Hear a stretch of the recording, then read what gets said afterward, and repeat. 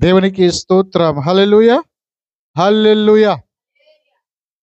మొట్టమొదటిగా మీ అందరికీ ప్రభువైన యేసుక్రీస్తు నామములో శుభాలు వందనాలు తెలియజేస్తున్నాను. ఎలా ఉన్నారు? బాగున్నారా? అందరూ సంతోషంగా ఉన్నారా? దేవుణ్ణి బట్టి ఆనందించాలి. ఎవరిని బట్టి అండి? దేవుడు లేకపోతే మనకు ఆనందం ఉండదు. మన ఆనందానికి కారణం, ఒకవేళ మన ఆనందాన్ని కలుగజేసేవాడు దేవుడే. అందుకని కీర్తనకాడు అంటాడు, నిన్ను ఆశ్రయించు వారందరూ సంతోషించుదురు, వారిని ఆనంద గానాలతో నింపేవాడు నీవే అంటాడు. హల్లెలూయా. కనుక ప్రేమ దేవుని బిడ్డలారా, మరి గడిచిన ఆదివారం నుండి మరి ఈ ఆదివారం వరకు దేవుడు తన బలిష్టమైన రెక్కల కింద మనలందరినీ కాచి కాపాడుతూ వచ్చాడు. మంచిది. ఈ సమయంలో దేవుని వాక్యంలో నుంచి కొన్ని మాటలు మనం ధ్యానించుకుందాం. దయచేసి చూడండి. 84వ సంకీర్తన, కీర్తన గ్రంథము 84వ సంకీర్తన 4-5 వచనాలు చూద్దాం. తీశారా? కీర్తన గ్రంథము 84వ అధ్యాయము 4-5 వచనాలు చూద్దాం. నీ మందిరమునందు నివసించువారు ధన్యులు, వారు నిత్యము నిన్ను స్తుతించుదురు. నీ వలన బలమునందు మనుషులు ధన్యులు, యాత్ర చేయు మార్గములు వారికి అతి ప్రియములు. చాలండి. దేవుడి మాటలు దీవించును గాక. ఈ వాక్యంలో నుంచి దేవుడు మనతో మాట్లాడాలని మనం ప్రతి వారం కూడా సిద్ధపడి ప్రార్థనలో మరి ఏకీవిద్దాం. పరిశుద్ధుడా, ప్రేమగల తండ్రి, కరుణా కటాక్షముల తండ్రి, నీ ఘనమైన నామాన్ని బట్టి, శ్రేష్టమైన నామాన్ని బట్టి మీకే వందనాలు స్తోత్రాలు చెల్లించుకున్నాం ప్రభా. ఇదిగో ఈ యొక్క మధ్యాహ్న కాల సమయమందు మండుచున్న పరిశుద్ధ ప్రార్థనా సహవాసంలో మేమంతా సమకూర్చబడి నీ వాక్యాన్ని ధ్యానిస్తుండగా పరిశుద్ధాత్ముడా మీరే మాతో మాట్లాడండి ప్రభా. అయ్యా, ఇదిగో కూడిచ్చిన ప్రతి బిడ్డను బట్టి నీకు వందనాలయ్యా. ఎంతమంది ఈ మైక్ శబ్దం ద్వారా నీ మాటలు వింటున్నారో వారందరిని కూడా ఆశీర్వదించండి, దీవించండి. ఎవరైతే యూట్యూబ్ లైవ్ ద్వారా ఈ కార్యక్రమం వీక్షిస్తున్నారో వారందరిని కూడా ఆశీర్వదించి దీవించండి. ప్రతి వారిని కూడా మీరు బలపరచండి నాయన. కూడి వచ్చిన బిడ్డలను బట్టి నీకు వందనాలు. ఇంకా రావాల్సిన బిడ్డలను వారు కూడా త్వరపెట్టి ప్రేరేపించి నడిపించండి. సమస్త విషయాలు మీరు తోడుగుండండి. ఒక దినము నీ సన్నిధిలో గడుపుట 1000 దినముల కంటే శ్రేష్టమైన వాక్యం చెప్తుంది ప్రభా. అంటే శ్రేష్టమైన దీవెన ఆశీర్వాదం ప్రతి వారికి అనుగ్రహించి నడిపించమని మీకు అప్పగించుకుంటూ యేసు నామమున అడిగి వేడుకొని పొంది ఉన్నాము తండ్రి, ఆమేన్. హల్లెలూయా, హల్లెలూయా. మంచిది. ప్రేమైన దేవుని బిడ్డలారా, దేవుని యొక్క పరిశుద్ధ గ్రంథములో రాయబడినటువంటి వాక్యాన్ని మనం జాగ్రత్తగా గమనించినట్లయితే, బైబిల్ గ్రంథంలో దేవుడు కొంతమందిని ధన్యులు అని పిలిచాడండి. ఎవరిని పిలిచాడండి? ఎవరిని పిలిచాడు? ధన్యులు అని పిలిచాడు. ధన్యులు అని రాయబడింది.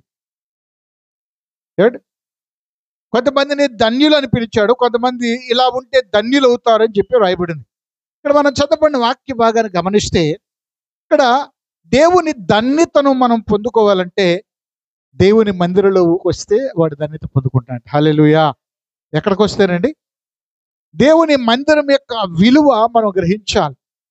దేవుని సన్నిధిలో ఉన్న విలువ మనము గ్రహించాలి. ఏమంటే, అందుకని కీర్తనకారుడు దావీదు కూడా ఏమంటాడంటే, భక్తిహీనుల గుడారములో నేను నివసించుట కంటే నా దేవుని మందిరావరణములో ఒక దినము గడుపుట దేవునికి మహిమ కలుగురు గాక. అంటే దేవుని సన్నిధిలో గడపటం అనేది మనకి చాలా అవసరం అండి. సహజంగా మనము ఈ దేవుని యొక్క దినము, అంటే దేవుని యొక్క పరిశుద్ధ దినం ఏంటి? ఆదివారం. ఈ ఆదివారమే అనేక కార్యక్రమాలు పెట్టుకుంటాం. పండుగలు, పనులు పెట్టుకుంటాం, లేకపోతే ఫంక్షన్లు పెట్టుకుంటాం, ఇంకా ప్రోగ్రెస్ పెట్టుకుంటాం. అనేక రకాలుగా అనేక సమయం అంతా కూడా అనేక కార్యక్రమాల్లో మనం ఖర్చు పెడుతూ ఉంటాం. అయితే దేవుని వాక్యం చెప్తుందంటే 6 దినాలు మీరు పని చేసుకోండి. 6 దినాలు మీరు పని చేసుకోండి. 7వ దినము విశ్రాంతి దినము, నేను పరిశుద్ధపరిచాను దాన్ని అంటే అని యూదులకు చెప్పాడు. మేము పరిశుద్ధపరిచాను. ఆ దినాన మీతో నేను మాట్లాడడానికి మీ మధ్యకు వస్తాను. మీరు నాతో మాట్లాడడానికి నా సన్నిధికి రండి. మీ బాధలన్నీ నాతో చెప్పుకోండి. నేను మీ ప్రార్థన వింటాను. నేను మిమ్మల్ని ఆశీర్వదిస్తాను ఆ దినానని చెప్పి దేవుడు యూదులకు చెప్పాడు. హల్లెలూయా. ఇంకో మాట చెప్పనా? ఆ విశ్రాంతి దినాన ఎవరైతే దేవుని మందిరానికి రాకుండా వారి పనులు వారు చేసుకుంటారు అని అంట, దేవుడిచ్చిన ఆజ్ఞ తెలుసా? వారు రాళ్లతో కొట్టి చెప్పమన్నాడు. అర్థమవుతుందండి? బైబిల్ బాగా చదివితే మనకు అర్థమవుతుంది. విశ్రాంతి దినాన్ని పాటించిన వాడిని ఏం చేయాలంట? అంటే అంత పవిత్రమైనటువంటి దినము, అంత పవిత్రమైనటువంటి రోజు కనుక 6 రోజులు పని చేసుకోవాలంటే మనం 7వ రోజు దేవుని దగ్గరికి రావాలా. మన కష్టాలు, మన బాధలు, మన ఇబ్బందులన్నీ కూడా ఎవరికి చెప్పుకోవాలి? దేవునికి చెప్పుకోవాలా. దేవుడు కూడా 7వ రోజున ఆయన విశ్రమించి సమస్తాన్ని ఏమంటే 6 రోజులు పనిచేశాడు. ఆయన కూడా ఆకాశాన్ని భూమిని కలుగజేశాడు, సూర్యుని చంద్రుడిని కలుగజేశాడు, భూజంతువుల్ని కలుగజేశాడు, ఏంటి ఆకాశ పక్షుల్ని కలుగు చేశాడు, ఏమండి విత్తములు విత్తే చెట్లను కలుగు చేశాడు, సమస్త జీవరాశుల్ని కలుగు చేశాడు, సముద్రాన్ని కలుగు చేశాడు, సముద్రంలో ఉన్న జీవులను కలుగు చేశాడు, వాటికన్నిటికీ పేర్లు పెట్టాడు. హల్లెలూయా. పేర్లు పెట్టిన తర్వాత ఆయన అన్నాడు కదా, 7వ దినమున 6వ దినాన మనిషిని సృష్టించంట దేవుడు. ఎన్నో రోజున? 6వ రోజున మనిషిని సృష్టించాడు. 7వ రోజున మనిషిని సృష్టించినటువంటి మనిషితో మాట్లాడడానికి సమస్త పనులు ముగించి మీరు నా యొద్దకు రమ్మంటున్నాడు ఆయన. హల్లెలూయా, హల్లెలూయా. ఆదికాండంలో కూడా దయచేసి ఒకసారి చూడండి. అది 2వ అధ్యాయము 3వ వచనం. కాబట్టి దేవుడు 7వ దినమున ఆశీర్వదించి పరిశుద్ధపరిచి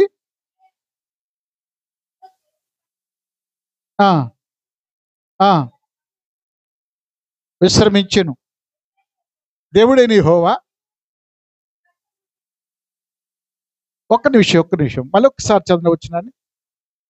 కాబట్టి దేవుడు, గమనించండి, 7వ దినమును ఆశీర్వదించి దీన్ని 7వ దినమున ఒకటే ఆశీర్వదించాడు, 2 అంటే మనం కూడా ఈ 6 రోజులు కల్మషం అయిపోయాం, అయ్యామా లేదా?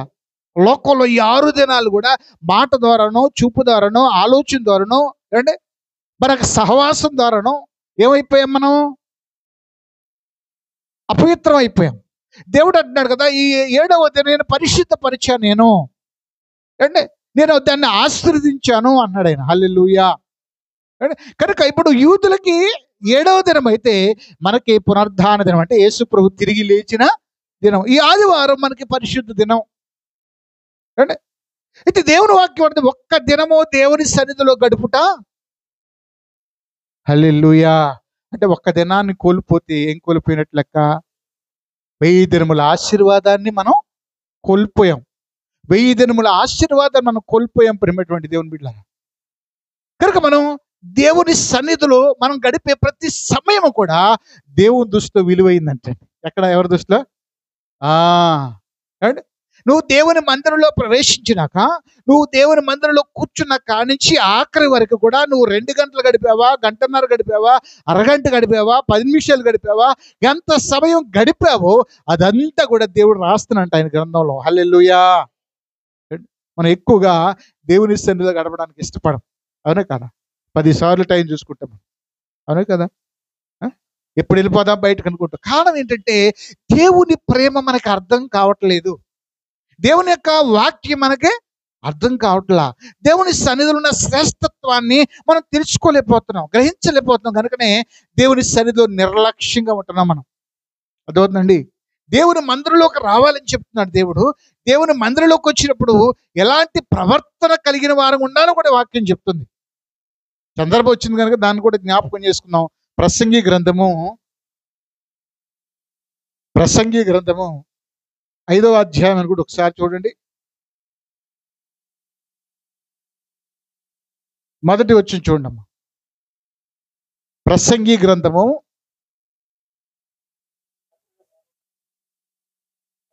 ఓకే చదవండి.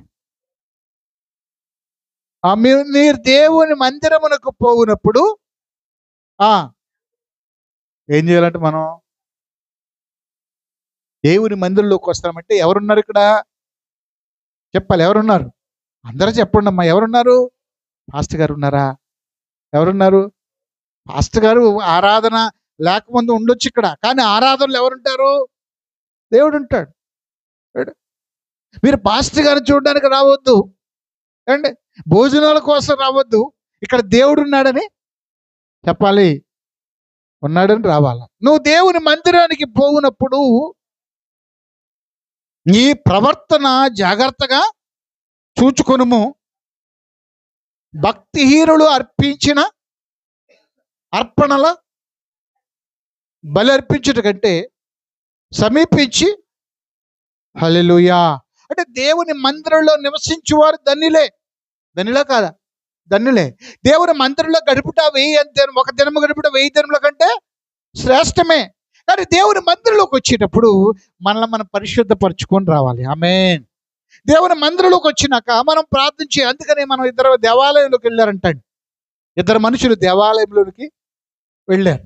ఇద్దరు మనుషులు దేవాలయంలోకి వెళ్తే ఒకడేమో లోపల ఉండి ప్రార్థన చేస్తున్నాడు, మరొకడేమో దేవాలయం లోపలకు ప్రవేశించకుండానే బయట ఉండి ప్రార్థన చేస్తున్నాడు. అయ్యా, ఆకాశం వైపు కళ్ళెత్తుట కూడా నేను యోగ్యుడిని కానయ్యా, నేను పాపిని, నాలో ఏ మంచితనం లేదు అని తనలో పశ్చాత్తాపం చెందుతున్నాడంట. హల్లెలూయా. నేనేమంటే లోకంలో ఉన్న వారందరూ పాపులే, ఎవడో పరిశుద్ధుడు లేడు, ఎవడో నీతిమంతుడు లేడు. అయితే ఏ వ్యక్తి అయితే దేవుడి గుణగణాలు గ్రహించి నా జీవితం దుర్భరమైన స్థితిలో ఉన్నాను, దేవుడు ఉన్నతమైన స్థితిలో ఉన్నాడు, ఆయన దగ్గరికి రావడానికి నాలో ఎన్నో లోట్లు ఉన్నాయి, ఎన్నో పొరపాట్లు ఉన్నాయి, ఎంతో అపవిత్రత ఉంది, నా హృదయ ఆలోచనలు, నా యొక్క జీవితం పరిశుద్ధమైనదిగా లేదు, కనుక నేను ఆయనలాగా ఉండాలని, ఆయన చేయగలడని ఎప్పుడైతే ఆయన దగ్గరికి వచ్చి ప్రార్థన చేస్తామో ఆ వ్యక్తి పరిశుద్ధపరచబడును గాక. ఆ వ్యక్తి పరిశుద్ధపరచబడతారంటే. కనుక దేవుని మందిరంలోకి వచ్చేటప్పుడు మన ప్రవర్తన కూడా జాగ్రత్తగా చూసుకోవాలి. ఇక్కడ దేవుని వాక్యం ఉన్నది, నీ మందిరం మందు నివసించువారు ధన్యులు. ఎవరండి ధన్యులు? డబ్బున్నవారు ధన్యులు అంటుందా? ఎవడంది వాక్యం? ఆస్తున్నవారు ధన్యులు అంటుందా? భూములు ఉన్నవారు ధన్యులు అంటుందా? లేదండి. దేవుని వాక్యం కొన్ని సందర్భాల్లో దేవుని వాక్యం ధన్యులు అని చెప్తుంది. ఆత్మ విషయమై దీనులైన వారు ధన్యులు అంటుంది. నీతి కొరకు ఆకలి దప్పులు కలిగిన వారు ధన్యులు అంటుంది. దేవుని నిమిత్తము అవమానపరచబడి, నిందించబడి, హింసింపబడి, అబద్ధముగా చెడ్డ మాటలలో పలుకున్నప్పుడు నీవు ధన్యుడు అంటుంది. కనుక ప్రేమైన దేవుని బిడ్డలారా, బీదలైన మీరు దేవుని దగ్గరకు వచ్చే ధన్యత వేరు, మనుషుల దగ్గర ధన్యత వేరు. ఏమండి, చాలా మంది అంటారు కదా, ఒక ఆయన ఉన్నాడంటండి, వాడికి గొర్రెలు, ఒంటెలు, గాడిదలు, ఎద్దులు చాలా వస్తుందంటండి. అతని గురించి రాయబడింది భాగ్యవంతుడని. రాయబడింట వాడు భాగ్యవంతుడు అని రాయబడింది. ఆ భాగ్యవంతుడని మనుషుల దృష్టిలో చెప్పుకున్నారు మనుషులు అందరూ కూడా. దేన్ని బట్టి? తనకున్న సంపదను బట్టి, సమృద్ధిని బట్టి, తనకున్న ఆస్తిని బట్టి వాడు భాగ్యవంతుడు, ధన్యుడని చెప్తున్నారు మనుషులు. కానీ దేవుని వాక్యం చెప్తుంది వాడు మూర్ఖుడంట. వాడు ఏం మాట్లాడతాడు వాడికి తెలియదంటండి. వాడు మాట్లాడిన మాటలు బట్టి దేవుడు జడ్జిమెంట్ చేశాడు. ఏమండి, వాడు అప్పటికప్పటికే ఏమండి హార్ట్ స్ట్రోక్ వచ్చి చచ్చిపోయాడంట. నాబోతు అనేటువంటి వ్యక్తి కాదు, ఏమండి ఆ వ్యక్తి పేరు సంథింగ్ ఏదో ఉంది. దావీదు ఆహారం కోసం నాబాలు. Okay, very good. నాబాలు భాగ్యవంతుడు రాయబడింది, కానీ అతని గుణం మాత్రం చెప్పాలి దేవునికి ఇష్టంగా లేదు. వాడు మూర్ఖుడు అంటండి, వాడు వదరపోతూ, వాడు తిండిపోతూ, దేవుని భయము లేనటువంటి వాడు. కనుక లోకంలో ఉన్నటువంటి మనుషుల ద్వారా కలిగేటువంటి పేరు వేరు, దేవుని దృష్టిలో మనకు కలిగే పేరు దేవుని మందిరం మందు నివసించేవారు ధన్యులు. హల్లెలూయా, దేవునికి మహిమ కలుగురుగాక. అదే అంటాడు కీర్తనకారుడు, కీర్తన గ్రంథము 23వ అధ్యాయము 6వ వచనం ఒకసారి చూడండి.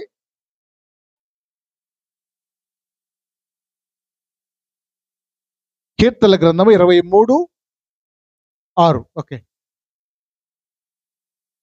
నేను బ్రతుకు దినములన్నీ కృపాక్షేమములే నా వెంట వచ్చును, చిరకాలము యెహోవా మందిరములో. హల్లెలూయా. ఎక్కడంటే ఈయన రాజు. ఈయన ఎవరండి? రాజు. ఒక రాజు అయి ఉండి అధికారం కలిగిన వాడు ఉండి సింహాసనం మీద కూర్చోవలసిన వ్యక్తి యొక్క ఆశ ఏంటంటే నేను దేవుని మందిలో గడపాలని ఆశపడుతున్నాను. నీ బ్రతుకు దినములన్నీ ఇక్కడ కొన్ని వాగ్దానాలు ఉన్నాయి. ఏంటి ఆ వాగ్దానాలు? మనం చదివిన వాక్య భాగంలో వాగ్దానం ఉంది. ఏంటది? నేను బ్రతుకు దినములన్నీ, నీవు బ్రతికిన దినములల్లా నీ జీవిత కాలం అంతా కూడా కృప క్షేమము. అర్థమవుతుందండి? దేవుని కృప క్షేమము నీ వెంట రావాలంటే, నీ వెంట వస్తాయి. ఎప్పుడు వస్తాయి అంటే నువ్వు ఆయన మందిరంలో నివసిస్తే. ఆమేన్. ఆయన మందిరంలో గడిపితే, ఏ వెళ్తావాలండి? ఈ రోజున అమ్మగారు లేరంట, అయ్యగారు లేరంట. ఏ వెళ్తావాలండి? 2-3 కదండి. ఏ వెళ్తావాలండి? అక్కడ వాళ్ళే పాట పాడుకుంటారు, వాళ్ళకే వాక్యం చదువుకుంటారు, వాళ్ళకే ప్రార్థన చేసుకుంటారు. ఏం వెళ్తావాలండి? ఏం వెళ్తావాలండి? అక్కడ అన్ని రాజకీయాలు అండి ఆ మందిరంలో. ఏం వెళ్తావాలండి? అసలు ఆ మందిరంలో ప్రేమే లేదండి అనుకుంటా ఉంటాం మనం. కానీ ఎవరున్నారు అక్కడ? నీకు జడ్జిమెంట్ చేసేది ఎవరు? నీకు ధన్యత్వం ఇచ్చేది ఎవరు? నీకు ఆశీర్వాదం ఇచ్చేది ఎవరు? దేవుడు. కదా దేవుడు ఉన్నాడని భయంతో నువ్వు ఆ స్థలంలో అడుగు పెడితే దేవుడు యొక్క హస్తం నీ మీదకి వచ్చును గాక. దేవుని దీవెన నీ జీవితంలో అనుగ్రహించబడును గాక. ఇక్కడ అంటాడు కృపాక్షేమములు. చాలా మంది కృప కావాలంటారండి. ఏం కావాలంట? కృప కావాలంటారంట. కృప కావాలి. చాలా మంది అంటే దేవుడి కృప అర్థం కాదు. ఇలాంటి యవనస్తుడు ఒకడు వచ్చాడంట, దేవుడి మందిలోకి వచ్చాడు. అందులోకి వచ్చి ప్రార్థన చేస్తున్నాడు రోజు కూడా. ప్రభువా కృప కావాలయ్యా, కృప కావాలనైనా, కృపనీయ్యా, కృప కావాలయ్యా, కృపనీయ అని ప్రార్థన చేస్తున్నాడు. పాస్టర్ గారు అనుకున్నట్టు, బాబు వీడికి ఎంత భారం వచ్చిందో. యవన కాలంలోనే దేవుడు కృపార్థం అయిపోయింది. వాడికి దేవుడు కృప కావాలని గోజాడుతున్నాడు. ఎవరికి లేని మర్మం వాడికి తెలిసిపోయిందని చెప్పేసి అనుకున్నాడంట. అలా రోజు వచ్చి అట్లా కొంతకాలం కృప కావాలి అడిగాడట. కొన్ని రోజుల తర్వాత అంటే వాడు లేడంటే సంఘంలో కృప లేదంటే వెళ్ళిపోయారంట బయటికి. అంటే ఏ కృప కోసం ప్రార్థన చేశాడు అంటే వీడు మంచివాడు, చాలా మంచి వీడు కాదని ఉపమానం చెప్తున్నాను. హల్లెలూయా. కృప ఏమంటే దేవుని కృప. ఏ కృప అండి? దేవుని కృప మనకు అవసరం, అవునా కాదా? కృప లేనిది మనం బతకలేము. యేసయ్య గారు ఎంత చక్కని పాట రాశాడు. కృపామయుడా నీలోనా, కృపామయుడా నీలోనా నివసింపజేసి నందునా, ఇదిగో నా స్తుతుల సింహాసనం లో నివసింప చేసినందునా, గో నా స్తుతుల సింహాసనం కృపామయుడా. హల్లెలూయా. మన దేవుడు కృప కలిగిన వాడు కనుక మనకేమిస్తాడు? ఏమిస్తాడు చెప్పండి? కృపనిస్తాడు. హల్లెలూయా. ఇక్కడ దేవుడి మందిరంలో రావడం వల్ల కృప క్షేమం. నేను ఈరోజు ఉదయకాలం చాలా నీరసంగా ఉండి పడుకున్నా. ఏం వాక్యం చెప్పాలి ప్రభా ఈ పునరుద్ధాన దినం ముందు, ఏం మాట్లాడదలిసేవు ప్రభా, నాకైతే ఏమీ తెలియట్లేదు, నాకు ఆలోచన రావట్లేదు ప్రభు అంటే ప్రభు చెప్పాడు ఈ మాటను గురించి బోధించమని. హల్లెలూయా. ఎందుకంటే దేవుని వాక్యం మనందరితో మాట్లాడుతుంది. అంటే దేవుని సేవకులుగా దేవుని మాటలు ప్రకటించడానికి మా జ్ఞానం మా తెలివి వల్ల మేము బోధించలేము. దేవుడు మాట్లాడితేనే ఆ వాక్కు బయటకు వస్తుంది. హల్లెలూయా. హల్లెలూయా. నేను చాలాసార్లు చెప్పాను, నేనైతే ఏ ట్రైనింగ్ చేయలా. నాకు ఏ వాక్యం ఎలా చెప్పాలి కూడా నాకు చేత కాదు, ఏ విషయం తెలియదు. మొన్న మా అమ్మాయి ఫోన్ చేశాడు కదా, డాడీ ఈ వాక్యం యొక్క విలువ నాకు ఇప్పుడు తెలుస్తుంది, మీరు అంత థియాలజికల్ చెప్పేశారు డాడీ ముందే అని చెప్తున్నా. నేనన్నా థియాలజికల్ బోయాజికల్లో నాకు తెలియదమ్మా, నేను ఏ యాజికల్ చేయలేదు, థియాలజికల్ నేను చేయలేదు. నేను వాక్యం చదివాను, ప్రార్థన చేశాను, ఎక్కువ ఉపవాసం ఉండి ప్రార్థన చేసేవాడిని, రాయించింది ఆయనే కనుక మాట్లాడేది కూడా ఆయనే. నాకు ఏ థియాలజికల్ నాకు తెలియదు, మరి నేను ఎక్కడ చేయలేదు. లేదు డాడీ మీరు చాలా థియాలజికల్ చేశారు. ఇంగ్లీష్ నేర్చుకుంటే కనుక మా కాలేజీలో మీరు వాక్యం టీచింగ్ చేయొచ్చు అంటుంది. టీచింగ్ బూచింగ్ నాకు తెలియదమ్మా, చదువు ఉన్న వాళ్ళకు లేని వాళ్ళకి ఏదైనా మాటలు చెప్పుకుంటూ వెళ్ళిపోతున్నారులే, మీరు శుభ్రంగా నేర్చుకోండి అని చెప్పాను. హల్లెలూయా. బుద్ధి జ్ఞాన సర్వ సంపదలు ఎవరిలో ఉన్నాయి? దేవుల్లో ఉన్నాయి. హల్లెలూయా. దేవునికి మహిమ కలుగును గాక. ఇక్కడ దేవుని మందిరంలో గడపడం వల్ల నీకేం కలుగుతుందంటే కృప, క్షేమము. క్షేమం ఎక్కడ ఉంటుంది? ఆయన మందిరంలోనూ ఉంటుంది. అదవుతుందండి, ఆయన మందిరంలో ఉంటుంది. యాకోబు ఒకసారి దర్శనంలో పడుకున్నాడంట, అలసిపోయి పడుకున్నాడు. దేవుడు మాట్లాడుతూ ఉన్నాడు, యాకోబు నిన్ను దీవిస్తాను, కుడి కానీ ఎడమ తట్టు, కుడి తట్టు, ఉత్తరం తట్టు, దక్షిణపు తట్టు, పడమర తట్టు నేను వ్యాపింపజేస్తాను, నేను నిన్ను వాగ్దానం చేస్తాను, చేసి నీతో చెప్పి చేసే వరకు నేను విడిచిపెట్టను, తిరిగి నేను క్షేమంగా తీసుకొస్తానని దేవుడు చెప్పాడు. అప్పుడు ఆ కళ ఇడిపోయినాక, కళ అయిపోయినాక అతను మెలకు వచ్చిన తర్వాత ఏమిటి తెలుసా? ఇది ఎంత భయంకరమైన స్థలము, ఇది దేవుని మందిరమే కానీ మరొకటి అంటే దేవుని మందిరములో దేవుని దర్శనాలు పొందుదుము గాక, దేవుని మందిరంలో దేవుని ప్రభావాన్ని చూసుదుము గాక, దేవుని మందిరములో దేవుని వాక్కును విందుము గాక. అదవుతుందండి. ఈ రోజున దేవుని మందిరంలో ఏమంటే దేవుని వాక్యాన్ని వినలేకపోతున్నారు చాలా మంది. ఏమంటే జోకులు, కల్పనా కథలు, ఏమండి ఇచ్చకపు మాటలు, ఏమండి ఏదోదో బోధించేవారు ఉన్నారు. కానీ దేవుని వాక్యం, నిజమైనటువంటి వాక్యం ఏంటంటే మన జీవితాల్లో ఏమండి ఆయన మందిరంలో కృప, క్షేమము, దర్శనము పొందడానికి అవకాశం ఉంది ఆయన మందిరంలో. నేను ప్రారంభంలో ఎక్కువగా ఆయన బలిపీఠం దగ్గరే ఉండేవాడు. టిఫిన్ చేసేసి మందిరంలోకి వెళ్ళిపోయి బలిపీఠం దగ్గర కూర్చొని ప్రార్థన చేసేవాడు. మళ్ళీ లంచ్కి బయటకు వచ్చేవాడు.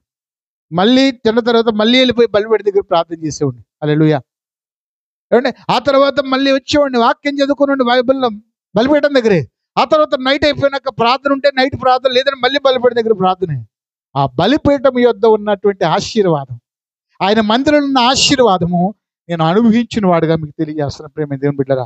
ఆయన ఆయన కృపాక్షేమము నీ వెంట వచ్చును, చిరకాలము యెహోవా మందిరములో నివాసము చేసేదను. హల్లెలూయా. ఎక్కడ నివాసం చేస్తాం? ఇంకొక మాట జ్ఞాపకం చేస్తాను. కీర్తనల గ్రంథము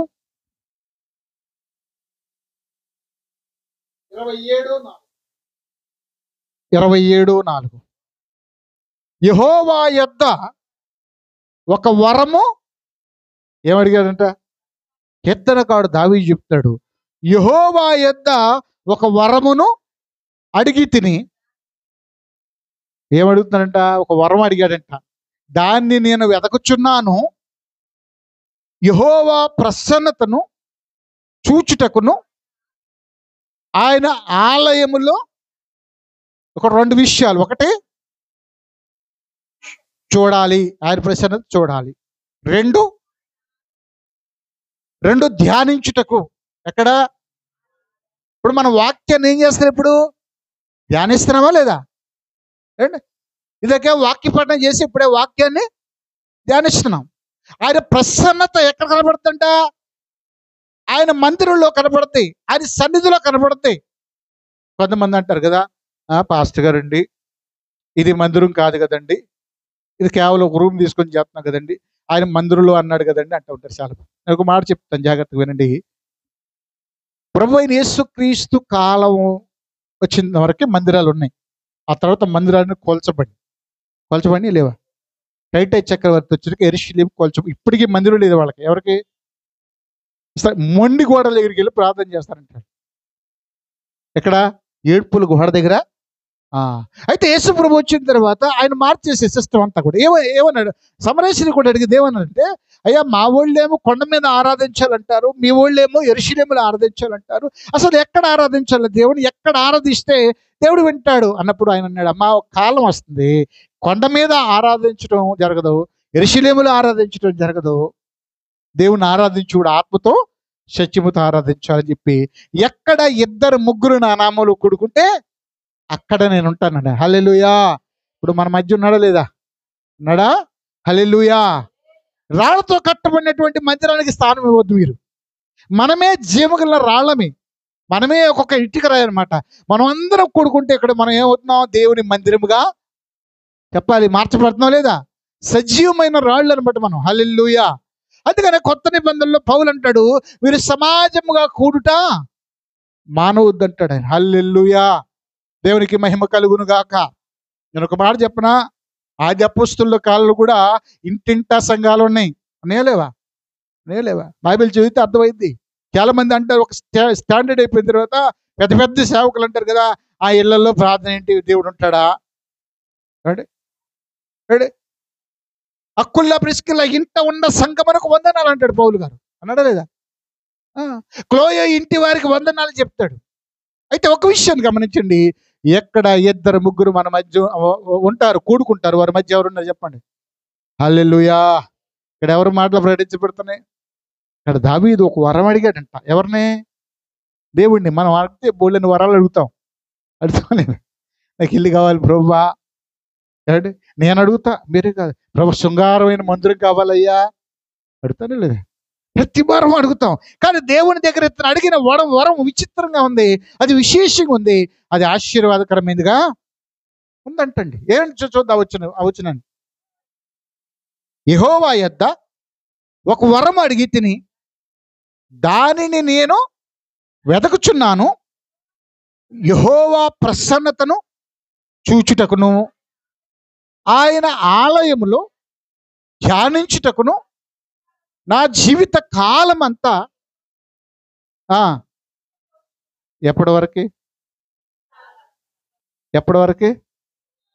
2:30 గంటలు ఆరాధన చేస్తే పాస్టర్ గారు కొంచెం ఎక్కువైందండి ఈ వారం అంటారు. అవును కదా, కొంచెం ఎక్కువైందండి పాస్టర్ గారు అండి. దేవుని మాటలు కదా ఇవి. దేవుని మాటలు కదా ఇవి. దేవుని మీటింగ్స్ ఏర్పాటు చేసే 3 రోజులు, ఆఖరి రోజున జనాలు బాగా వచ్చేసారు, భోజనాలు ఉన్నాయి. భోజనం ఉంటే ఎక్కువ మంది వస్తారా? సంఘ పెద్దలు ఏమని చేస్తారు తెలుసా? పాస్టర్ గారి దగ్గర సైకి చేస్తారు. పాస్టర్ గారేమో, అరే లాస్ట్ రోజు వచ్చారు, 2 రోజులు సరిగ్గా రాలేదు, వాళ్ళకి 4 మాటలని చెబుతాను, ₹1000 ఖర్చు పెట్టి ఏర్పాటు చేశాడు పాస్టర్ గారు. వీళ్ళు ఏం చేస్తున్నారు? భోజనాలు టైం అయిపోతుంది, షుగర్ పేషెంట్లు ఉన్నారు, బీపీ పేషెంట్లు ఉన్నారు, చస్తారు ఒక పూట చచ్చిపోతారా? అరే సేవకుడు అంత భారం కలిగి వాక్యాన్ని బోధిస్తూ వేరే సేవకులు పిలిపించి వాళ్ళ ద్వారా వాక్యాన్ని అందించి సంఘాన్ని బలపరచాలనుకుంటే వీళ్ళేం చేస్తారు తెలుసా? 2 అయింది. ఒక ఆయన అన్నాడు కదా, వండుకొని మీ ఇద్దరు తిండి 3 పిల్లలు పాస్టర్ గారు అన్నాడు. ఎంత కోపం వచ్చేసింది ఆయనకి. అంటే ఇదంతా చెత్త కుప్పలో పోసుకోండి, తగులుకుంటే వదిలిపెట్టరు మీరు. ఎంత బుద్ధిహీనమైన మాటలండి అవి. అంటే బుద్ధిహీనమైన మాటలు కదా ఏంటి? అసలు భోజనాలు పెట్టడానికి ఏర్పాటు చేసాం, అది మనం దేవుని వాక్యాన్ని అందించడానిక. ఆ మాత్రం కామన్ సెన్స్ ఉండాలా వద్దా? ఒక సంఘంలోకి వచ్చినప్పుడు సేవకుడు భారం అర్థం చేసుకోకపోతే విశ్వాసులు, సంఘము ఎలాగా సేవకుడు సేవ చేస్తాడండి? ఎందుకో నడిపిస్తున్నాడు ప్రభు, ఎందుకో మరి ఎంతమంది లైవ్లు చూస్తాం మనకు తెలియదు. హల్లెలూయా. మన జీవితాల్లో కొంచెం భారం కావాలి. ఏంటి యేసు ప్రభు కూడా అని వేసాడు. మేమంటాం ఏంటి, మీరు రొట్టెలు తింటాక నా దగ్గరికి వస్తున్నారు అన్నాడు. మీరు రొట్టెలు తింటాక నా దగ్గరికి నొచ్చుకున్నారు లేదా? మాటకి నొచ్చుకొని చాలా మంది మానేశారంట. మానేశారు. దేవుని వాక్యం హృదయంలోకి వెళ్ళాలా? ఇంత ప్రయాస దేనికి అంటే దేవుని వాక్యం అందించాలని, అంటే దేవుని మాటలు వారు వినాలని, దేవుని మాటలు వారు ఆలోచన చేయాలి. వారి జీవిత గమ్యం ఏంటి, వారి జీవిత పరమార్థం ఏంటి, వారితో ఎందుకు భూమి మీదకి వచ్చారు, వారిని ఎందుకు దేవుడు రక్షించాడు, ఎలా రక్షించాడు, దేవుని ఆశీర్వదించడం కలిగే లాభం ఏంటి, నీ జీవితం యొక్క స్థితిగతులను నువ్వు తెలుసుకోవడానికి దేవుడు మాట్లాడి పడుకున్నాడు. హల్లెలూయా. దేవునికి మహిమ కలుగును గాక. నా జీవిత కాలం అంతయు హల్లెలూయా ప్రారంభంలో రావాలి, ముగించే వరకు ఉండాలి. కొంతమంది కానుకేసేటప్పుడు వస్తారు, కొంతమంది సాక్ష్యాలు చెప్పేటప్పుడు వస్తారు, కొంతమంది ఆఖరికి కాబట్టి దేవుని ఇచ్చేటప్పుడు వస్తారు. అబ్బా అయిపోయిందా నేను అనుకుంటానే ఉన్నాను, పాస్టర్ గారు రావలేదండి. పాస్టర్ గారు ఒక 500 కానుకెడతారు. అంటే ఏంటి? పాస్టర్ గారిని కూల్ చేయాలి. ఏం చేయాలండి? ఇంతమందిని చూసాను నేను సేవా జీవితంలో 20 సంవత్సరాల అనుభవంలో, ఎవరు ఎలాంటి వాళ్ళు అనేది దేవుడు మాకు ఏం చేస్తాం, మేము పోగొట్టుకోలేంగా. సెల్లమ్మ ఈసారి 2 పెద్దలు కట్టండి, దేవుని ప్రేమ. హల్లెలూయా. డబ్బుల కోసం కాసబ్బా, అవి వస్తాయి పోతా ఉంటాయి, ఉండవు మా దగ్గర. హల్లెలూయా. ఇక్కడ దేవుని మందిరంలో గడపడం అనేది మన జీవితంలో చాలా ఆశీర్వాదకరం. మా జీవిత కాలం అంతా ఎక్కడ కలిపి మరొక మాట జ్ఞాపకం చేస్తా. 65వ సంకీర్తన 4వ వచనం. 65వ సంకీర్తన. నీ ఆవరణములో నివసించినట్లు నీవు ఏర్పరచుకొని చేర్చుకునేవాడు ధన్యుడు. నీ పరిశుద్ధ ఆలయము చేత, నీ మందిరములోని మేలు చేత. హల్లెలూయా. ఏముంది ఆయన మందిరంలో? ఏముంది? ఓకే, ఆయన మందిరంలో ఒకటి ఉందంట. తృప్తి పడతాం ఊరికి. నీటి నువ్వు వచ్చావు, నువ్వు ప్రార్థన చేసావు, నువ్వు అనుకుని జరిగింది. అప్పుడు ఏమైంది నీకు? అసలు మీకు వాక్యం అంటున్నారా? తృప్తి ఎప్పుడు వస్తుంది? నిన్ను మేలు కలిగినప్పుడు. అర్థమవుతుందండి? అంటే దేవుని మందిరంలో రావడం వల్ల ఏం జరుగుతుంది? మేలు జరుగుతుంది. ఆమేన్. దేవుని మందిరంలో రావడం వల్ల మేలు జరుగుతుంది. మరొకసారి చూద్దాం వచ్చినాన్ని. నీ ఆవరణములో నివసించినట్లు నీవు ఏర్పరచుకొని చేర్చుకునేవాడు. అంటే ఇప్పుడు ఆయన ఆలయంలో కూడా ఆయన చేర్చుకున్నాడంటే, మనం ఇలా చేర్చబడ్డామంటే ధన్యత ఇచ్చాడా లేదా? ఎవరు ధన్యతది? దేవుడు మనకి ఇచ్చిన. అందరూ రాలేరు, అందరి వల్ల కాదు. దేవుడి ఏర్పాట్లు ఉన్నవారు మాత్రమే ఆయన మందిరంలోకి వస్తారు. హల్లెలూయా. వారు ధన్యులు అని వాక్యం చెప్తుంది. హల్లెలూయా. చూద్దాం వచ్చినాను కూడా. నీ పరిశుద్ధాలయము చేత, నీ మందిరములోని మేలు చేత మేము తృప్తి పొందేదము. హల్లెలూయా. ఎప్పుడైతే దేవుని మందిరంలోకి వస్తామో మనకేం కలుగుతుంట? మేలు కలుగుతుంది. రెండోది తృప్తినిస్తాడు ఆయన. హల్లెలూయా. మేలుతో తృప్తి పరిస్తాడు ఆయన. అర్థవుతుందండి? మనుషులు మేలు చేయరు సుమా, దేవుడు మాత్రమే మేలు చేస్తాడు. ఇక్కడ మనం చదవబడిన వాక్య భాగంలో 2 ప్రధానమైన విషయాలు నా హృదయాన్ని పట్టిని ఆకర్షించినాయి. ఏంటంటే, దేవుని మందిరములో నివసించడం వల్ల ధన్యులు అనే మాట. రెండోది, దేవుని ఆలయములో గడపడం వల్ల బలము కలుగుతుందంటండి. మనం చదివిన మూలవాక్యం ఏంటి చూడండి ఒకసారి. 84వ సంకీర్తన 4-5 వచనం. నీ మందిరమునందు నివసించువారు ధన్యులు. ఒకటే, మందిరంలో నివసిస్తే మనకి ధన్యులు. రెండోది, దేవుని వలన బలము. చెప్పండి పక్కన వాళ్ళతో, ఎవరి వల్ల బలం అంట? దేవుని వల్ల బలం, మనుషుల వల్ల కాదు. నాకు ఎంతమంది ఉన్నారండి నా బంధువులు అండి, నా బలగం అంత ఎక్కువ అండి. చాలా మంది అండి ఎంత గొప్ప చెప్తా ఉంటారు, నా బలగం చాలా ఎక్కువ, నా బలం తెలుసా. ఒక ఆయన నీవుడు పెద్ద ఆయన, ఏంటి నేను దిక్కుమాలినోళ్ళ కనబడుతున్నా, నా బలగం ఎంత ఉందో తెలుసా, అసలు మా ఊళ్ళు ఎంతమంది ఉన్నారో తెలుసా, మాకు ఎన్ని ఆశలని తెలుసా, మా పరిస్థితి ఎంతో నీకు తెలుసా. అదే ఆయన అంటాడు, అందరూ ఉన్నారు కానీ ముద్దేసే దిక్కు ఏం లేదట. బలగం ఉంది, ముద్దేసే దిక్కు, 4 రోజులు చూసి పోషించే దిక్కు, 4 రోజులు పలకరించి ఇంట్లో చేర్చుకునే దిక్కు, అనారోగ్యం అయితే పరిచర్య చేసే దిక్కు. మనుషుల వల్ల కలిగే బలం వేరు, దేవుని వల్ల కలిగే బలం వేరు. దేవుని మాటలే మనకు బలాన్ని ఇస్తాయి. ఆమేన్. దేవుని మాటలే మనకు బలాన్ని ఇస్తాయండి. యేసు ప్రభు వారు బోధ చేసేటప్పుడు కూడా అధికారం కలిగిన వాళ్ళే బోధించాడండి. ఎలా బోధించాడండి? ఎవరిచ్చారు ఈ అధికారం? ఏంటి? దేవుడే. అంటే దేవుని వలన బలమునందు మనుషులు, దేవుని మాట మనకు బలాన్ని ఇస్తుందండి. మోషే ఇశ్రాయేలు ప్రజల్ని ఐగుప్తులోంచి విడిపించి కానాను యాత్రలు నడిపించిన తర్వాత మోషే చనిపోయాడు. ఆ తర్వాత బాధ్యత ఎవరు చేయాలి? యెహోషువ నడిపించాలి. ఎవరిని? ఇశ్రాయేలు ప్రజల్ని. ఇప్పుడు యెహోషువ మోషేతో పాటు ఉండి మోషే నడిపించిన విధానం తెలుసుకున్నాడు. ప్రజల యొక్క స్థితి తెలుసు, మోషే స్థితి కూడా తెలుసు. ఇప్పుడు మోషేని ఎదురు తిరిగాడు మోషే మీద మనుషులు. రాళ్ళు తీసుకొని కొట్టాలనుకున్నారు, చంపాలనుకున్నారు. ఈ సిచ్యువేషన్ అంతా చూసినటువంటి యెహోషువ భయపడతామన్నాడంట. ఏం చేస్తున్నాడు? దేవుడు మాట్లాడుతున్నాడు, యెహోషువా భయపడకో, మోషేకి తోడై ఉన్నట్లు నేను తోడై ఉంటా, నిబ్బరం కలిగి ఉండు, ధైర్యం కలిగి ఉండు. ఎవరు చెప్పారు ఈ మాట? అంటే దేవుని మాటలు ఎప్పుడు కూడా మనకేమిస్తాయి? ధైర్యాన్ని, బలాన్ని ఇస్తాయి. ఇప్పుడు ధైర్యం ఉన్నోడే కదండి బలం ఉంచేది. అర్థమవుతుందా? వాడు శారీరకంగా బక్కోడే, కానీ వాడికి ఏముంది? ధైర్యం ఉంది. ధైర్యం ఉండే వల్ల వాడు బలం వచ్చింది. ఆమేన్. అర్థమవుతుందండి?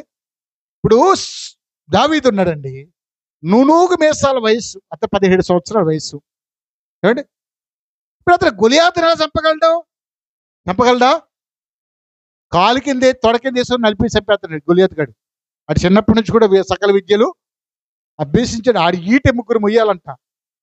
ఏంటి? అంత బలవంతుడైతే ఇతను వాడిని చంపడానికి బయలుదేరాడంట. కారణం ఏంటంటే ఇతడు ధైర్యాన్ని కలిగి ఉన్నాడు. హల్లెలూయా. అడిగాడంటే సౌలు, ఏ ధైర్యంతో వెళ్తున్నావు అయ్యా నువ్వు వాడి మీదకి? మేమందరం కూడా, ఆఖరి రాజు కూడా భయపడిపోయాడు. 40 రోజులు సవాల్ చేశాడంట. ఎవరిని? యూదుల్ని, ఇశ్రాయేల్ని. ఏమన్నాడు తెలుసా? నీ ప్రజలు మా ప్రజలు కొట్టుకోవడానికి వీల్లేదు, వాళ్ళు వీళ్ళు చావడం వీల్లేదు. మా ప్రజల్లో ఒకడు, మీ ప్రజల్లో ఒకడు, బలవంతులైన వారు ఇద్దరు పోట్లాడుకుందాం.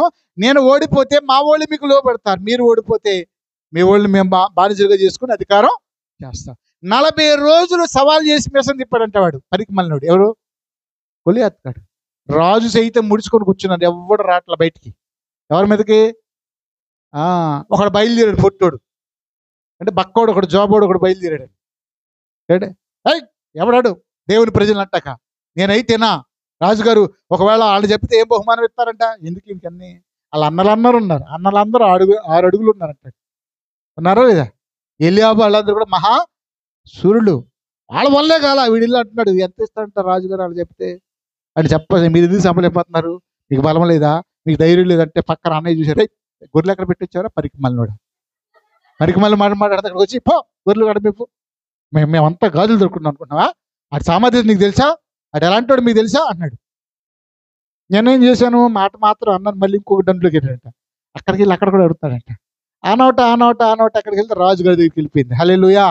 అడిగాడు, ఎలా నువ్వు చేయిస్తావు? అయ్యా, నాకు యుద్ధాయుధాల అనుభవం లేదు, కానీ నేను గొర్రెలు కాస్తున్నప్పుడు ఒక సింహం వచ్చి నా గొర్రె పిల్ల నోట కరుచుకుని వెళ్ళిపోయినప్పుడు నా దుడ్డు కర్ర తీసుకుని ఆ సింహం దవడ చీల్చి నా గొర్రె పిల్లని కాపాడుకున్నాను. ఇదిగో అయ్యా, గొర్రెలు కాస్తుండగా తోడేలు వచ్చి నా గొర్రె పిల్లని పట్టుకొని పోతే దాన్ని ఎదుర్కొని దాని నోట నుండి నా గొర్రె పిల్లని కాపాడుకున్నా. గొర్రె తోడేళ్ల బలము నుండి, సింహమును బలము నుండి నన్ను కాపాడాడు ఆ దేవుడు, వాడి బలము నుండి కూడా నన్ను కాపాడుతాడు. అదే నా ధైర్యం. ఆమేన్. హల్లెలూయా. నీ ధైర్యము, నీ బలము దేవుడై ఉండాలి. ఎవరై ఉండాలండి? దేవుడై ఉండాలా. దేవుని మాట నీకు ధైర్యాన్ని ఇవ్వాలా, దేవుని మాట నీకు ఆదరణ ఇవ్వాలా. మనుషులు నిన్ను బలహీనపరుస్తారు. మనుషుల మాటలు ఎలా ఉంటాయి? చాలా బలహీనం ఉంటాయి. చిన్న రోగం వచ్చింది అనుకోండి, అయిపోయాడు, నీకేదో కుదర రోగం వచ్చేసి నువ్వు ఎక్కువ కాలం బతుకు అంటారు. ఆడేం చేస్తాడు? 6 నెలలు బతికాడు కదా, ఇక నన్ను అందరూ బతకమంటున్నారు, అయిపోయాను అంటున్నారు, నా శరీరం చూస్తే నాకు కుదర రోగం వచ్చిందంట అనుకుంటారు. అదే దేవుడు నమ్ముకున్న బిడ్డ, ఏం కాదమ్మా, దేవుడు ధైర్యం ఇస్తాడు, నీకు బలం స్వస్థపరుస్తాడు, నువ్వు ధైర్యంగా ఉండి, నీకేం కాదు, మేము ప్రార్థన చేస్తాం అని అనుకోండి, వాడికి ఏమవుద్ది? కొండంతా వస్తుందా లేదా? హల్లెలూయా. హల్లెలూయా. చచ్చినోడు కూడా బతుకుతాడు. అంటే మాటే ఒక వ్యక్తిని ధైర్యపరిచేది, మాటే ఒక వ్యక్తిని బలహీన ఇచ్చేది. అయితే దేవుని మాటలు ఎప్పుడు కూడా మనకు ధైర్యాన్ని ఇస్తాయి. ఆమేన్. నేను కూడా చాలా సందర్భాల్లో సేవ మానేసేసి ఏదైనా ఉద్యోగం చేసుకున్నాం, ఎందుకు ఈ కష్టాలు, ఈ బాధలు అంటే అందరూ మేలు పొంది ఉపకారాలు పొంది లాస్ట్కి వచ్చారు మళ్ళీ అర్థం చేసుకోవట్లా అని చెప్పి చాలా డిప్రెషన్కి వెళ్ళిపోయి నేను ఉద్యోగం చేసుకోవాలని అనుకుంటున్నా, మంచం మీద పడుకొని. చాలా వేదన, కళ్ళల్లోంచి నీళ్ళు అలా కారిపోతాయి. లేదు ఇక నేను ఈ సాగు చేయలేనులే, నేను ఏదైనా బిజినెస్ చేసుకుందాం, లేకపోతే ఏదో జాబ్ చేసుకుందాం, దేవుడిచ్చినటువంటి మరి ఈ జీవితంలో ఎన్ని కష్టాలు నేను పడలేని అనుకుంటున్నప్పుడు ప్రభు మాట్లాడడం ప్రారంభించాడు. నా కుమారుడా, ఇన్ని సంవత్సరాల నీ సేవ పరిచయంలో ఎన్ని స్థలాల్లో నేను గనపరిచాను, ఎన్ని సమస్యల నుంచి నేను విడిపించి నేను పోషించాను, నేను ఎన్ని బలహీనతల నుంచి నేను విడిపించాను. చిన్న సమస్య 4 రోజులు వచ్చేవరకు నువ్వు విసుగుదల చెంది నాకు దూరం అయిపోయి లోకంలో మనుషులు బతినట్టు బతకాలనుకుంటున్నావా, నేను నీకు తోడుగా లేనా అన్నాడు. అప్పుడు వెంటనే నేను పశ్చాత్తాపొచ్చే దేవుడికి క్షమాపణ, అయ్యా నా బుద్ధిహీనతను క్షమించు అని చెప్పి దేవుని యొక్క మాటను బట్టి ధైర్యాన్ని కలిగి నేను సేవలో ముందుకు సాగడం జరిగింది. హల్లెలూయా. ఆ ధైర్యం పొందిన తర్వాత దేవుడు అనేక స్థలాలు, అనేక రాష్ట్రాలు నడిపించాడు. తమిళనాడు, కర్ణాటక, ఉత్తరప్రదేశ్, మధ్యప్రదేశ్, పంజాబ్, పాకిస్తాన్ బోర్డర్ వరకు దేవుడు నడిపించాడు. హల్లెలూయా. దేవుని మాట మనకేమిస్తుంది చెప్పండి? ధైర్యాన్ని ఇస్తుంది. 4 అడుగులు వేసి నడవలేను నేను. చిన్నప్పుడే పోలియో వచ్చింది. ఏంటంటే సేవకు పనికిరాను నేను. ఏమంటే ఎందుకు పనికిరాను? నా జీవితంలో దేవుడు నాతో మాట్లాడి 20 సంవత్సరాల నుంచి అనేక స్థలాలు దేవుడు నడిపి అనేక మందిని స్వస్థపరిచి అద్భుత కార్యాలు జరిగిస్తున్నాడు. హల్లెలూయా. హల్లెలూయా. అంటే దేవుని మాట. కారణం ఏంటి? దేవుని మాట. అంటే లోకంలో మనుషులందరూ మాటలు వేరు, దేవుని మాటలు. ఇప్పుడు పోషించే దేవుడా మనుషులా? ఆదరించే దేవుడా మనుషులా? ఒక రోగం వస్తే బాగు చేసే దేవుడా మనుషులా? దేవుడే. కనుక మన విశ్వాసం దేవుని మీద ఉండాలి, మన నమ్మిక దేవుని మీద ఉండాలి. దేవుని వలన బలమునందు మనుషులు దేవుని మందిరంలో చేరడం వల్ల 2 ఉపయోగాలు. 1, దేవుని మందిరంలో నివసించే వారు ధన్యులు. 2, దేవుని వలన బలమునందు మనుషులు. ఒక మాట జ్ఞాపకం చేసి ముందుకెళ్తాను. కొరింథీయులకు రాసిన 2వ పత్రిక,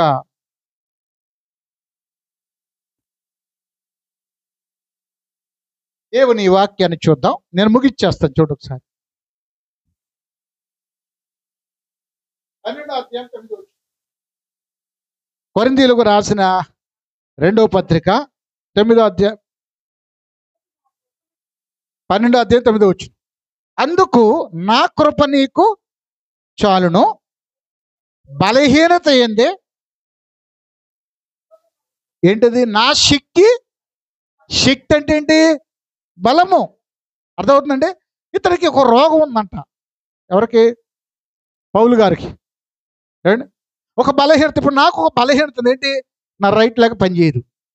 అర్థమవుతుందండి? ఇప్పుడు దేవుడు స్వస్థపరిచేయచ్చుగా. స్వస్థపరచలేదు, అంతమంది స్వస్థపరచలేదు అందరినీ. మరి నన్ను కూడా స్వస్థపరచవచ్చుగా. దేవుడు అన్నాడు, మీ బలహీనతల్లోనే బలాన్ని ఇస్తా. హల్లెలూయా. ఏంటి? నేను సేవా ప్రారంభంలోకి వచ్చినాక అంటే ఒక కాలు మీదే నిలబడి ఉండి, ఒక కాలే నాకు పనిచేసేది, ఇంకో కాలు అసలు పట్టించేది కాదు. ఈ ఈ చాలా బలహీనం అన్నమాట. అప్పుడు 95 కేజీలు ఉండేవాడు నేను. షుగర్ 400 ఉండేది.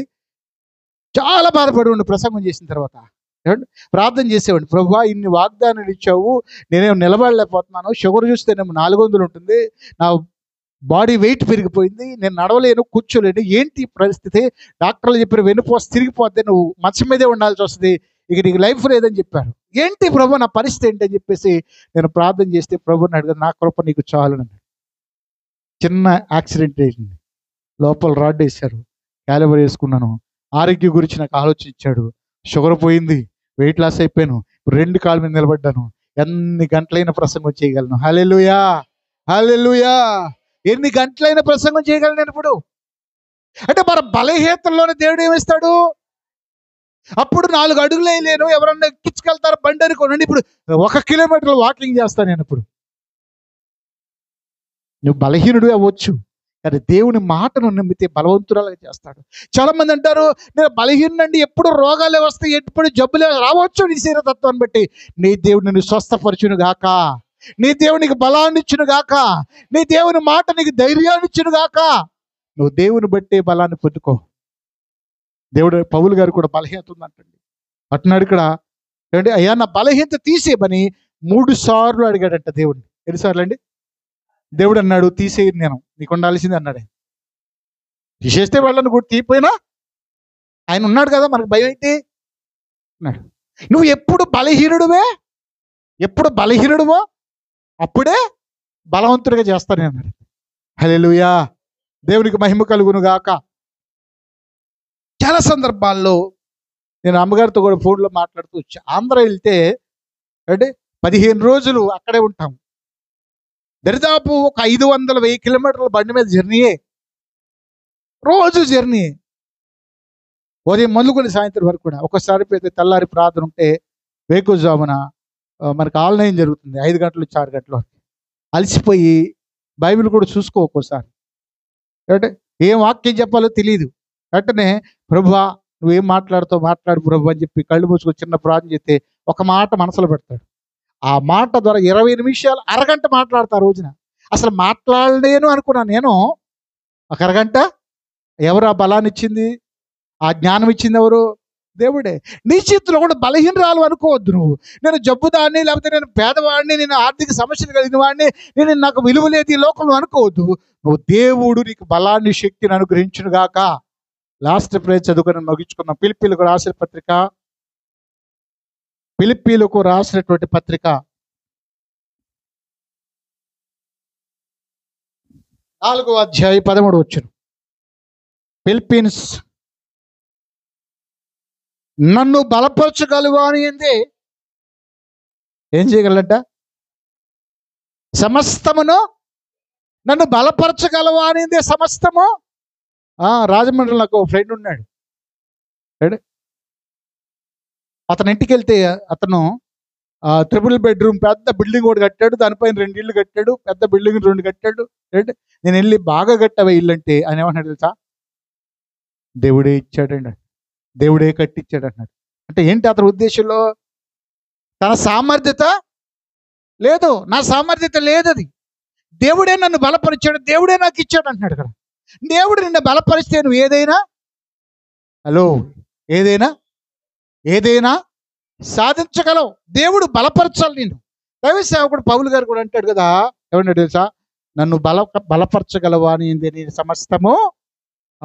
దేవుడే మనల్ని బలపరచాలి, దేవుడే మనల్ని ఆదరించాలి. మనకు బలాన్ని ఎవరిస్తారు? మనకు ధన్యత ఎవరిస్తారు? ఆయన మందిరంలో ఆయన ప్రసన్నతను, రెండోది మేలును. ఆయన ప్రసన్నత, ఆయన మేలు ఆయన మందిరంలో మనకి దొరుకుద్దు కనుక ఆయన్ని బట్టి మనం ధైర్యం పొందుతూ ముందుకు సాగుదాం. దేవుడి మాటలు దీవించును గాక. ఆమేన్. తలలు వంచండి,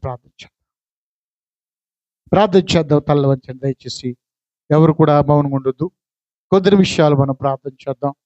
కొద్ది విషయాలు ప్రభు సన్నిధిలో ప్రార్థన చేద్దాం. తలలు వంచండి, ప్రార్థన చేద్దాం. స్తోత్రములు. మోకరించగలిగిన వారు మోకరించండి, మోకాళ్ళు పనిచేయని వారు అలాగే కూర్చోండి. చేతులు పనిచేసేవాళ్ళు 2 చేతులు జోడించి దేవుని వైపు చూస్తూ మనం ప్రార్థన చేద్దాం. హల్లెలూయా, హల్లెలూయా, హల్లెలూయా. స్తోత్రములు, స్తోత్రములు. దేవుని మాటలు నీతోనే మాట్లాడాడు. హృదయాన్ని కఠినపరచుకోవడం వల్ల ప్రయోజనం లేదు.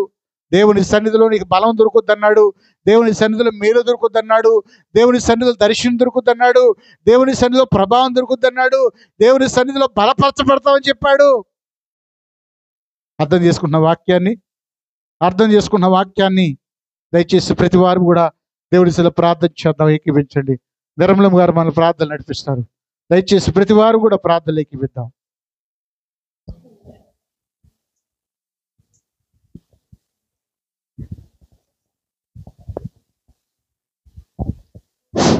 హల్లెలూయా. మహాపరిశుద్ధుడా, ప్రేమ కనికరములు కలిగిన మా పరిశుద్ధ ప్రభువా, మీ బంగారు పాదాలకి వందనాలు చెల్లించుకుంటున్నాం ప్రభువా. వారమంతా కాచి కాపాడి